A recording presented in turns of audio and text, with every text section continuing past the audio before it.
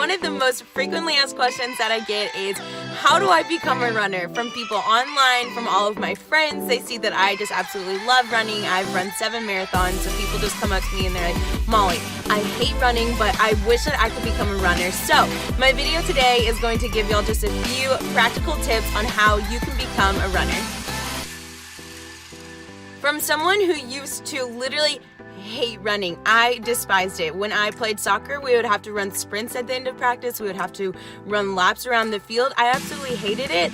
I'm telling you now that it is absolutely possible to become a runner with just a few practical steps. I don't know what the heck I'm doing sitting here strapped in. I ran a few miles this morning and I'm just chilling in my car because I wanted to share the tips with y'all now. So I'm gonna go ahead and unstrap.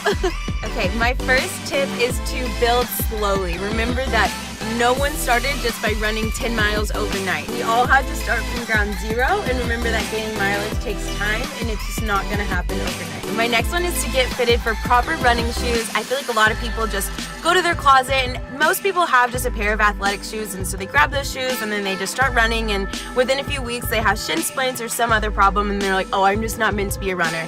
And I'm not saying that this will necessarily solve your problems by going to a running store, but I do believe that having the right pair of running shoes can just solve a lot of your problems and just make you enjoy running more. So if you go to a running store, they can watch the way that you run and they can just recommend a pair of running shoes for you.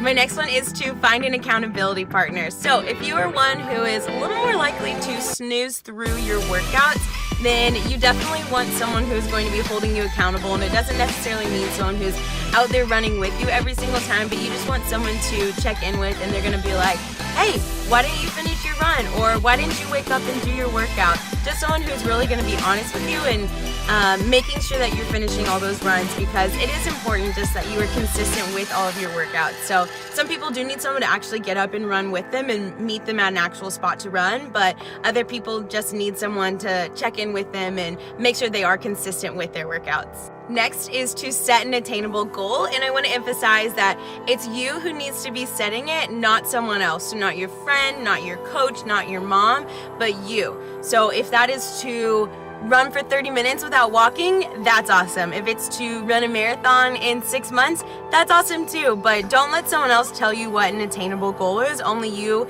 can set that goal for yourself, and also only you can set the goal that is going to make you want to wake up every single morning and work out and run and achieve every single workout and work your way towards that. So just set a goal that makes you excited to wake up every single morning and work towards that and accomplish those small goals every single day.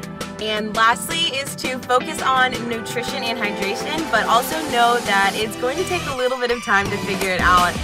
Like I said at the beginning, I've run 7 marathons and I'm still kind of struggling to figure out when exactly my body needs to drink a lot of water and when I should be eating and what I should be eating in the morning and how much I can eat afterwards. So it's definitely a game that you have to figure out, and what works for someone else isn't necessarily going to work for you. So it's a lot of trial and error, honestly. I eat about half a banana before my long runs. When I run about 10 miles, I eat half a banana, and then I don't eat anything during it, but I eat a lot afterwards. I eat a lot of protein afterwards, and that took me a long time to figure out. So like I said, I'm still trying to figure it out.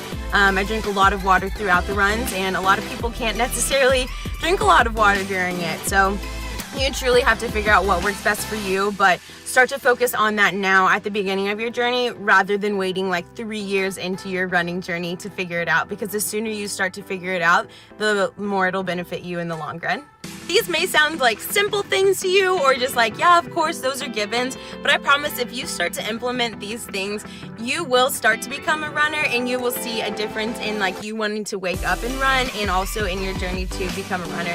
And honestly, you have probably heard this from other people, but running is truly more mental than anything. I can't tell you how much of a mental shift it has been more than anything. Yes, of course it is physical, but the mental training that it takes more than anything, it's just huge. So I'm so excited for you to start the journey of becoming a runner, and definitely leave me a comment if you find this helpful, if you have recently started the running journey. Thank you so much for watching my channel. Definitely subscribe if you found this helpful or enjoyable to watch. You can check out my blog, and I will also link a few other running related posts that I think you might find helpful. You can find me on Instagram as well.